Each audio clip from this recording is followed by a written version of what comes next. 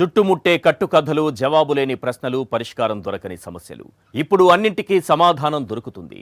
అసత్యాన్ని పట్టి చూపి వాస్తవాలను ఎదుట నిలిపి సమగ్ర విశ్లేషణతో పాయింట్ బ్లాంక్ రేంజ్లో గన్ షాట్. ఎక్కడైనా ఒక పార్టీలో 2-3 వర్గాలుంటాయి. కానీ ఒకే రాష్ట్రంలో ఒకే పేరుతో 2 పార్టీలు ఉండటం మీరెప్పుడైనా చూసారా? ఆశ్చర్యపోకండి, అలాంటి పార్టీ ఏపీలో ఒకటుంది. అదే భారతీయ జనతా పార్టీ. అవును, ఇది నిజమే. ఒక్క ఏపీలో 2 బీజేపీలున్నాయి. అందులో ఒకటి నిజమైన బీజేపీ, రెండోది టీడీపీ మేడ్ బీజేపీ.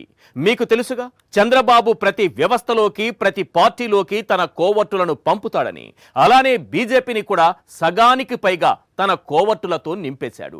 ఇప్పుడు ఆ కోవట్టులను అలర్ట్ చేసి మిషన్ అలయన్స్ మొదలుపెట్టాడు. కాషాయంలో టీడీపీ కోవట్టుల పని ఏంటంటే కమలం పార్టీని సైకిల్ పార్టీకి దగ్గర చేయటం. పైకి కాషాయం కప్పుకొని మనసంతా పసుపు నింపుకున్న ఆ నేతలంతా ఇప్పుడు టీడీపీతో పొత్తుకు తెగ తహతహలాడుతున్నారు. బాబిచ్చిన టాస్క్ను పూర్తి చేసే పనిలో పడ్డారు. ఇంతకీ బాబు కోసం పురంధేశ్వరి సైతం కోవట్టులా మారారా? మోడీని దూషించిన బాబుతో పొత్తు కోరుతున్నదెవరు? నికార్సైన బీజేపీ నాయకుల మనోగతం ఏంటి? తేల్చేద్దాం గన్ షాట్గా. ఇక సెకండ్ టాపిక్, కోరల నిండా విషం నింపుకున్న పాముల కన్నా వాళ్ళిద్దరూ ఇంకా ప్రమాదకరం. వాళ్ళు చిమ్మే ఎల్లో పాయిజన్ పాము విషం కంటే అత్యంత ప్రమాదకరం. తప్పుడు కథనాలు, అసత్య ప్రచారాలతో ఎల్లో మీడియా జగన్ సర్కారుపై విషం చిమ్ముతోంది. మొదట్లో 1-2 డ్రాప్స్ మాత్రమే పాయిజన్ కనిపించేది. ఇప్పుడు లీటర్ల కొద్దీ విషం కక్కుతున్నారు. ప్రతిరోజు తప్పుడు వార్తలు, అసత్య కథనాలతో తమ పత్రికల్ని నింపేస్తున్నారు. వాటిని పత్రికలు అనడం కంటే విష పుత్రికలు అనడమే కరెక్ట్. క్రమంగా విషపురాతుల డోస్ పెంచుతూ వచ్చారు. ఎంతలా అంటే మన ఊహలకు అందనంతలా ఇప్పుడు డోస్ పెంచారు. ఒక్కో పత్రిక రోజుకు 50కి పైగా విషపు వార్తలు రాస్తోంది. అంటే ఆ 2 ఎల్లో పత్రికలు రోజుకు 100కు పైగా విషపు రాతలు రాసి జనాలపైకి వదులుతున్నాయి. సీఎం జగన్ ప్రభుత్వంపై పూర్తిగా బురద జల్లడమే పనిగా పెట్టుకున్నారు. ఇంతకీ ఎందుకు ఇంతలా విషం చిమ్ముతున్నారు? పరిగట్టుకుని మరి ఎందుకిలా రోత పుట్టించే రాతలు రాస్తున్నారు? ఈ పత్రికలు చదవడానిక, సైకిల్ తొడవడానిక? తేల్చేద్దాం గన్ షాట్గా. ఇక థర్డ్ టాపిక్, అభివృద్ధి అంటే అరచేతిలో స్వర్గం చూపించడం కాదు, గ్రాఫిక్స్ మాయాజాలం కాదు, కోటలు దాటే మాటలు అసలే కాదు. విజన్ ఉన్నవాడు ఇలాంటి మాటలతో సమయం వృధా చేసుకోడు. ఓవైపు సంక్షేమాన్ని గడప వద్దకే చేర్చిన జగన్ ఇప్పుడు రాష్ట్రం దశ దిశ మార్చేసే అభివృద్ధి పనులతో దూసుకుపోతున్నారు. ఒక్క దెబ్బతో 13 లక్షల కోట్ల విలువైన పెట్టుబడులు సాధించిన జగన్ ఇప్పుడు 4 పోర్టులు నిర్మిస్తూ తీరాన్ని డెవలప్మెంట్కి డెస్టినేషన్గా మార్చేశారు. పోర్టులు, ఫిషింగ్ హార్బర్ల నిర్మాణాలతో రాష్ట్రాన్ని ప్రగతి బాట పట్టిస్తున్నారు. ఇటు ప్రతిష్టాత్మక కంపెనీలను తీసుకొస్తున్నారు, అటు పోర్టుల నిర్మాణాలతో తీర ప్రాంత జిల్లాల రూపురేఖలు మార్చేస్తున్నారు. ఇంతకీ ఏపీలో కోస్తా తీరాన్ని ఏ స్థాయిలో అభివృద్ధి చేస్తున్నారు? ఎన్ని పోర్టుల్లో యుద్ధ ప్రాతిపదికన పనులు జరుగుతున్నాయి? ఆ పోర్టులు పూర్తయితే ఆయా ప్రాంతాల రూపురేఖలు ఎలా మారనున్నాయి? రామాయపట్నం పోర్టు రాకుండా చంద్రబాబు చేసిన కుట్రలేంటి? తేల్చేద్దాం గన్ షాట్గా.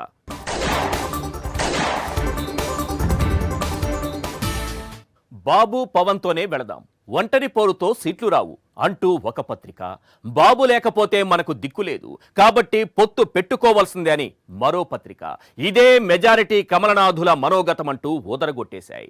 బాబుతో పొత్తు ఉండాల్సిందేనంటూ పురంధేశ్వరి నేరుగా అధిష్టానం పెద్దలకు చెప్పినట్లుగా కూడా గట్టిగా వార్తలు రాస్తున్నాయి. ఇదంతా చూస్తుంటే ప్రధాని మోడీని చంద్రబాబు దూషించిన విషయం, అలా దూషించడానికి 100 కోట్ల ప్రజాధనం ఖర్చు పెట్టిన విషయం, ప్రతి ఎన్నికల్లోనూ వాడుకుని వెన్నుపోటు పొడిచి వదిలేస్తున్న విషయం పురంధేశ్వరి మరిచిపోవడమే కాదు, అందరూ మరిచిపోవాలని రోజుకు 4 సార్లు ఉద్బోధ చేస్తున్నారట. బాబుతో పొత్తు పెట్టుకోవాల్సిందే అని గట్టిగా నొక్కి ఒక్కానిస్తున్నారట. బంధుత్వానికి ఉన్న బలం అలాంటిది. మరి అసలు బీజేపీని మరిదిగారి తోక పార్టీలా మార్చేందుకు పురంధేశ్వరి యత్నిస్తున్నారా? నికార్సైన బీజేపీ నాయకులు నిలదీస్తోంది ఏంటి? టీడీపీతో బీజేపీ పొత్తు పెట్టుకుంటే ఆ 100 కోట్లు తిరిగిచ్చేదెవరు? చంద్రబాబు. ఈ పేరుకు ట్యాగ్ లైన్ కింద జిత్తుల మారి అని కనిపించేది. ఎన్నికలు దగ్గర పడుతున్నాయి కదా, కాబట్టి చంద్రబాబు పేరు కింద ఇప్పుడు కనిపిస్తున్న ట్యాగ్ లైన్ ఏంటో తెలుసా? పొత్తుల మారి. ఎన్నికల ముందు ఎవరితో వెళితే కలిసొస్తుందో చూసుకుని అటు దూకేస్తాడు.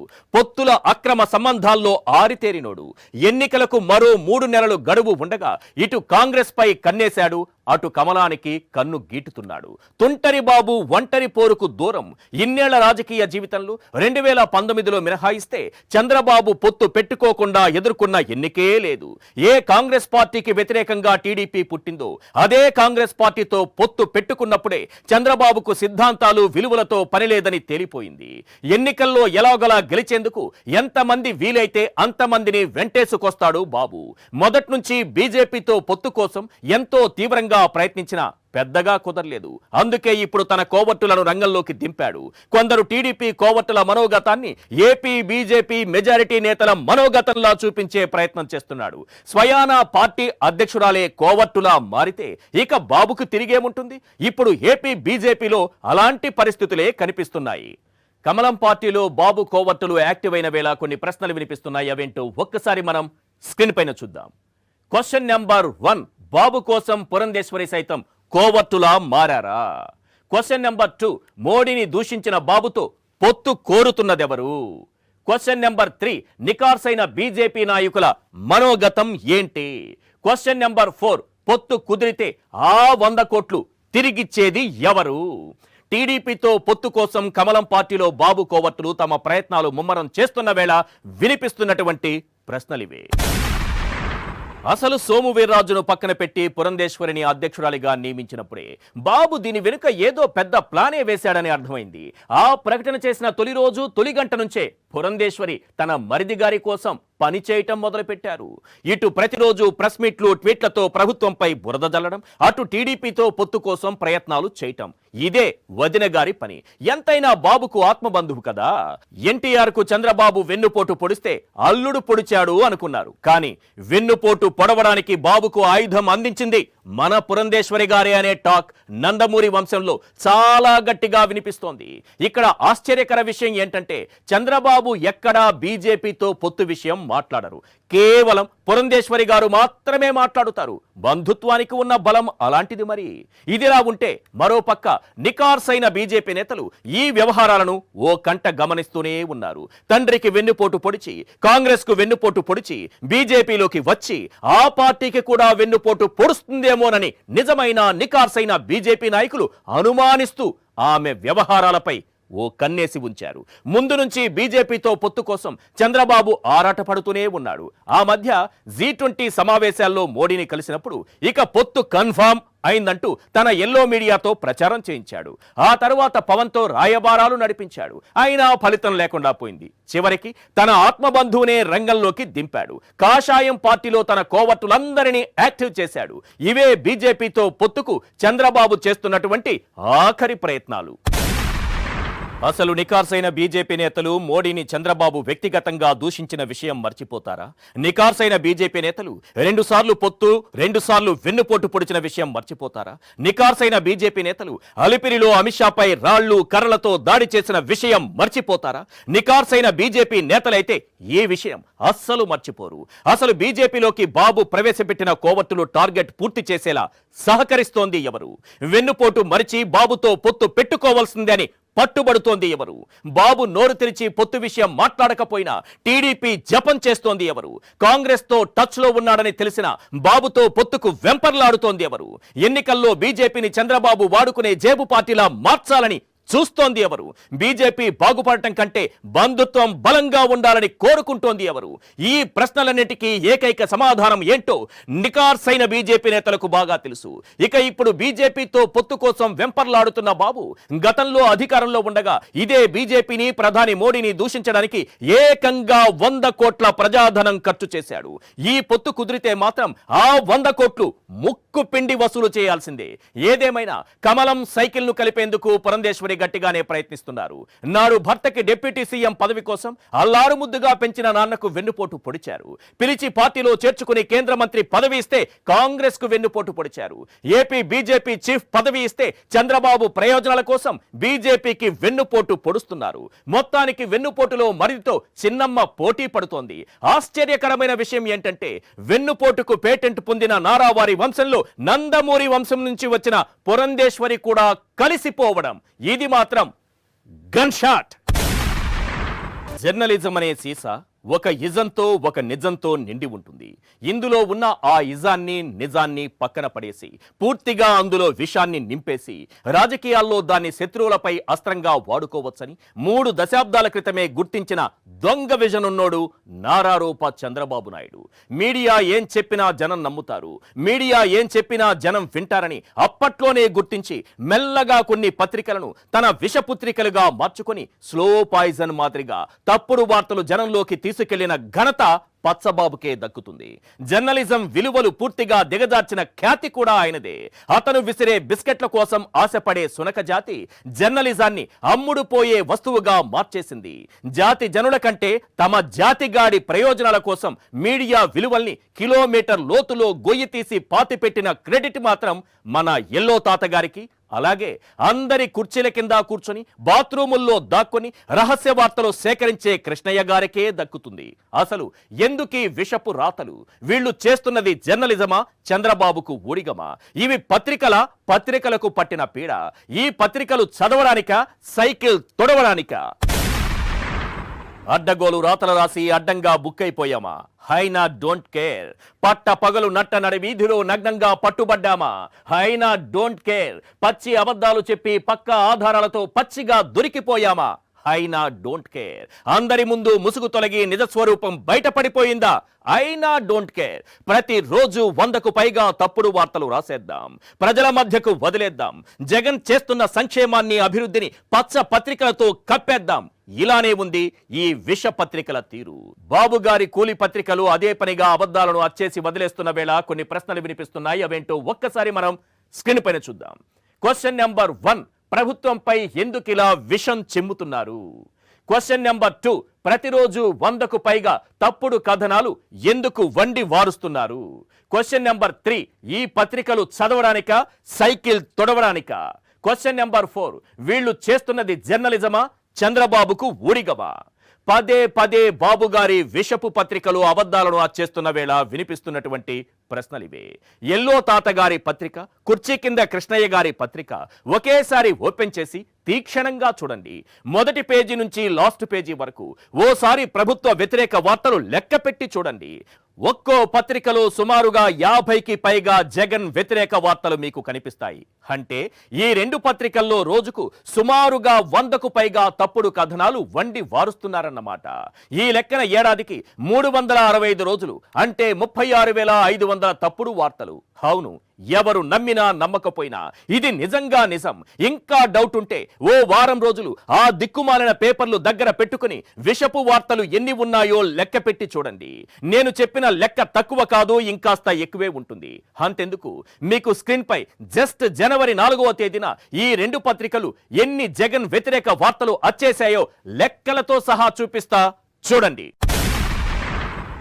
ఈనాడు దినపత్రిక మొత్తం 10 పేజీలు, జగన్ వ్యతిరేక వార్తలు 53. ఇక ఆంధ్రజ్యోతి దినపత్రిక మొత్తం 9 పేజీలు, జగన్ వ్యతిరేక వార్తలు 50. అంటే ఈ 2 పేపర్లు ఒక్క రోజులో 103 అసత్య ప్రచారాలు, జగన్ వ్యతిరేక వార్తలు రాశాయి.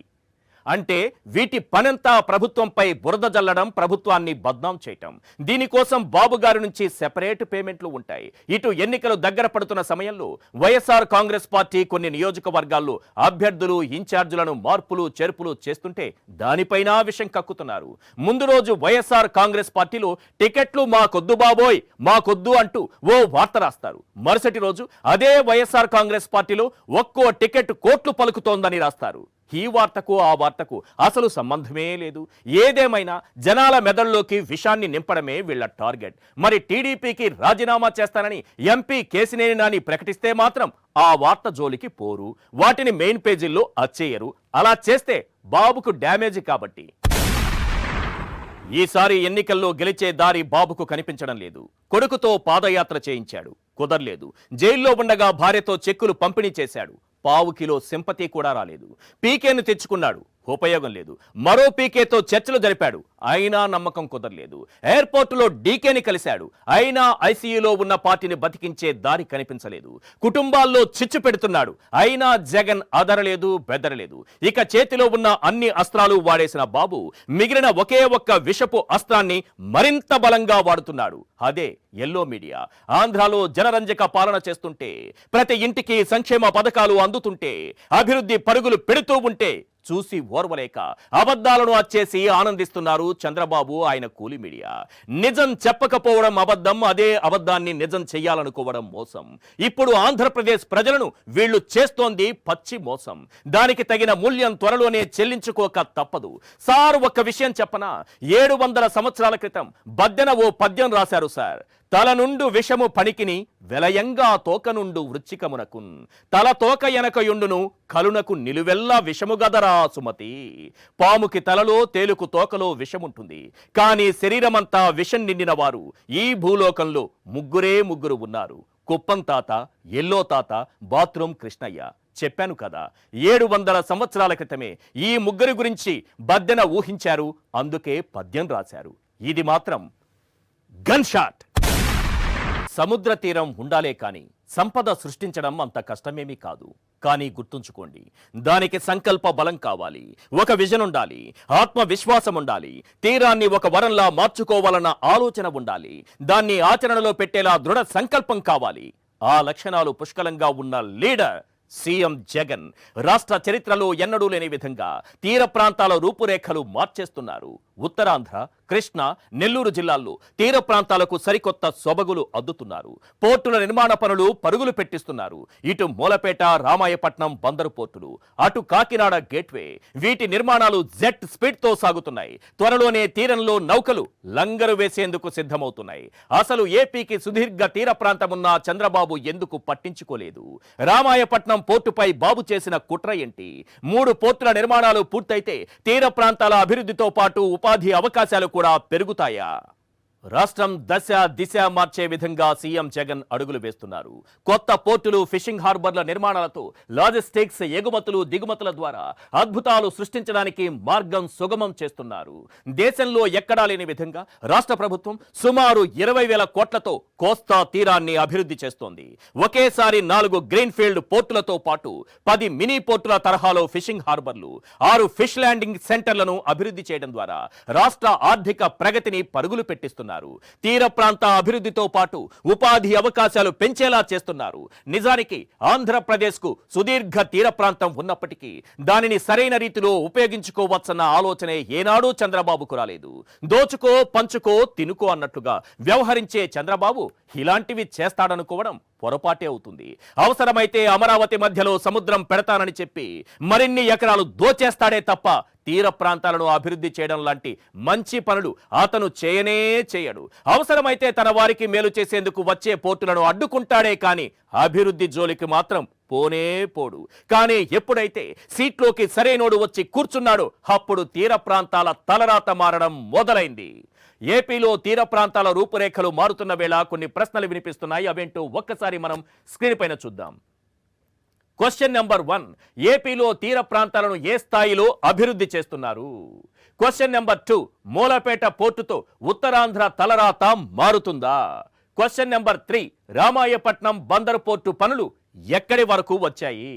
క్వశ్చన్ నెంబర్ 4, పోర్టులు పూర్తయితే ఎంతమందికి ఉపాధి దక్కుతుంది? క్వశ్చన్ నెంబర్ 5, రామాయపట్నం పోర్టు అడ్డుకునేందుకు బాబు చేసిన కుట్రలేంటి? ఏపీలో పోర్టుల నిర్మాణ పనులు శరవేగంగా జరుగుతున్న వేళ వినిపిస్తున్నటువంటి ప్రశ్నలివే.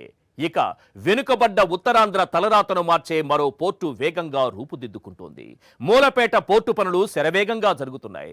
వైఎస్ జగన్ ముఖ్యమంత్రిగా బాధ్యతలు చేపట్టిన తరువాత ఏకంగా మూలపేట పోర్టుతో పాటు మంచినీళ్లపేట, బుడగళ్లపాలెం ఫిషింగ్ హార్బర్ల నిర్మాణానికి 5,000 కోట్లపైనే ఖర్చు చేస్తున్నారు.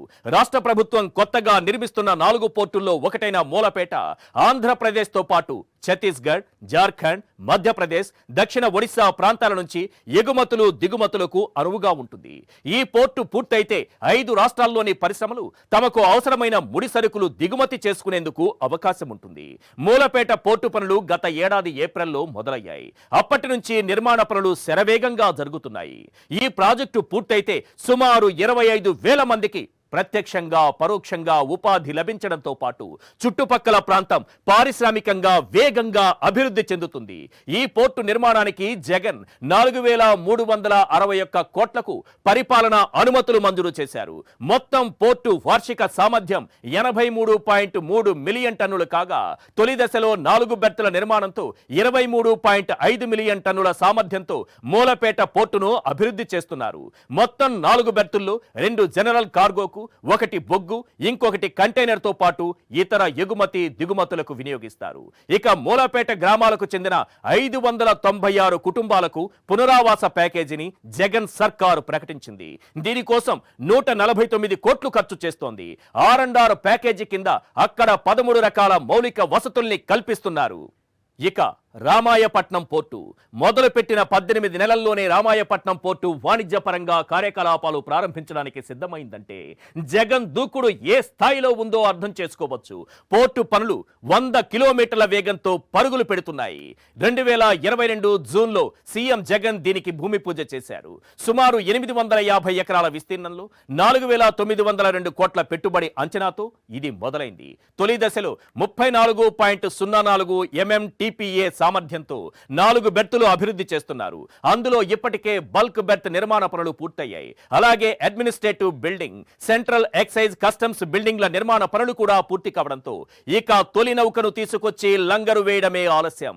మరో నెల రోజుల్లో వాణిజ్యపరంగా పోర్టును ప్రారంభించడానికి ఏపీ మారిటైమ్ బోర్డ్ ప్రణాళికలు సిద్ధం చేస్తోందంటే ఇదంతా ఒకే ఒక్కడు జగన్ వల్లే సాధ్యమైంది.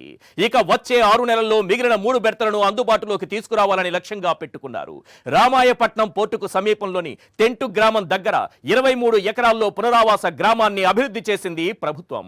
పోర్టు కోసం భూమినిచ్చిన ప్రతి కుటుంబానికి 5 సెంట్ల భూమి చొప్పున 675 మందికి పునరావాసం కల్పించారు. పునరావాస ప్యాకేజీ కింద ప్రభుత్వం సుమారు 160 కోట్లు ఖర్చు చేసింది. ఇక ఇదే పోర్టు విషయంలో చంద్రబాబు తన కుటిల నీతిని బయటపెట్టారు. విభజన చట్టంలో దుగ్గరాజపట్నం పోర్టును కేంద్రం నిర్మించాలని ఉంది. అది ఫీజిబిలిటీ లేదని తేలడంతో ప్రత్యామ్నాయంగా రామాయపట్నం తెర మీదకొచ్చింది. ఇక్కడే చంద్రబాబు కుట్ర చేసి రామాయపట్నం పోర్టు రాకుండా అడ్డుకున్నాడు. ఎందుకో తెలుసా? అది కృష్ణపట్నం పోర్టుకి దగ్గరవుతుంది కాబట్టి. అయితే ఏంటి అంటారా? చెబుతాను వినండి. రామాయపట్నం డెవలప్ అయితే కృష్ణపట్నంలో బిజినెస్ తగ్గుతుంది. ఆ కృష్ణపట్నం పోర్టు నిర్వహణ అప్పట్లో రామోజీ బంధువు చేతిలో ఉండేది. కేవలం రామోజీ కోసం, తన కులగజ్జి కోసం రామాయపట్నం పోర్టు కేంద్రం నిర్మిస్తానన్నా అడ్డుకున్నాడు ఈ నారారూప విధ్వంసకారుడు. తన జాతి ప్రయోజనాలే తప్ప తెలుగు జాతి ప్రయోజనాలు పట్టవతనికి. ఇక ఇదే చంద్రబాబు గతంలో ప్రజలను మోసగించేలా బందరు పోర్టు నిర్మాణ పనులకు శంకుస్థాపన చేశారు. అనుమతులు, నిధులు లేకుండా శంకుస్థాపన రాళ్లు వేసి ప్రజలను మోసగించాడు. 4 ఇటుకరాళ్లు, బస్తా సిమెంటు, ఒక మేస్త్రి ఉంటే చాలు ఎన్ని పోర్టులకైనా శంకుస్థాపనలు చేసేస్తాడు ఈ నారారూప విధ్వంసకారుడు. ఒక్కటి గుర్తు పెట్టుకోండి సార్, ఎప్పుడైతే సీట్లోకి సరైనోడు వచ్చాడో అప్పుడు బందరు పోర్టు నిర్మాణ పనులకు మోక్షం కలిగింది. సుదీర్ఘ తీర ప్రాంతం ఉన్న ఆంధ్రప్రదేశ్లో ప్రతి 50 కిలోమీటర్లకు ఒక పోర్టు లేదా హార్బర్ ఉండాలన్నదే సీఎం జగన్ లక్ష్యం. అందుకు అనుగుణంగానే కొత్తగా 4 పోర్టులు, 10 ఫిషింగ్ హార్బర్లు, 6 ఫిష్ ల్యాండ్ సెంటర్లను అభివృద్ధి చేస్తున్నారు. 2025 నాటికి రాష్ట్రంలో మొత్తం 10 పోర్టులు అందుబాటులోకి తేవడమే అసలు లక్ష్యం. పోర్టుల నిర్మాణం అంటే కేవలం ఎగుమతులు దిగుమతుల వ్యాపారం మాత్రమే కాదు సార్. ఉపాధి అవకాశాలు మెరుగుపడతాయి, అనుబంధ పరిశ్రమలు వస్తాయి, స్థానికంగా ఉన్న భూముల ధరలు కూడా అమాంతం పెరుగుతాయి. మొత్తంగా తీర ప్రాంతాల తలరాతలే మారిపోతాయి సార్. ఫైనల్ గా చెప్పొచ్చేదేంటంటే ప్రతి 30 సంవత్సరాలకి బతుకు తాలూకా ఆలోచన మారుతూ ఉంటుంది. సినిమా వాళ్ళు దాన్ని ట్రెండ్ అంటారు, వ్యాపారవేత్తలు ఫ్యాషన్ అంటారు, రాజకీయ నాయకులు తరం అంటారు, మామూలు జనం జనరేషన్ అంటారు. కానీ ప్రతి జనరేషన్లోనూ ఒక కొత్త థాట్ ని ముందుకు తీసుకెళ్లేవాడు మాత్రం ఒక్కడే వస్తాడు. వాణ్ణి టార్చ్ బేరర్ అంటారు. ఇప్పుడు ఏపీ తీర ప్రాంతాన్ని వరంలా మార్చేశాడు చూసావా బాలరెడ్డి? అతనే టార్చ్ బేరర్. పేరు వైఎస్ జగన్మోహన్ రెడ్డి. ఇది మాత్రం గన్ షాట్.